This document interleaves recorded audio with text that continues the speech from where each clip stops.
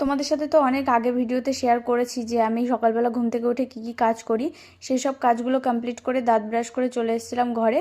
ঘরে এসে সুন্দর করে আমি চুলটা আঁচড়ে নিচ্ছিলাম। চুলগুলো চোখের সামনে এসে পড়লে আমি একদমই কাজ করতে পারি না, খুবই অসুবিধা হয়। আর তার জন্য আমি সবার আগে চুলটা বেঁধে নিই, তারপরে বাদবাকি যেসব কাজগুলো থাকে সেগুলো করে নিই। তাই আগে ঘরে এসে সুন্দর করে চুলটা বেঁধে নিলাম। আর প্রত্যেকদিন সকালবেলা আমার অভ্যাস বাসি পেটে খানিকটা জল খাওয়ার। এখন যেহেতু শীতকাল, জল এতটা পরিমাণে ঠান্ডা থাকে, একদমই খাওয়া যায় না। তাই সামান্য একটুখানি জল খেয়ে তারপরে আর কি এখন চা খাই। আর 1 লিটার জল ভরে রোদ্দুরে দিয়ে আসি। এই জলটা যদি একটুখানি রোদ্দুরে থাকে তাহলে অতিরিক্ত ঠান্ডা ভাবটা আর কি কেটে যায়, আর খেতে অসুবিধাটাও আমার খুব কমই হয়।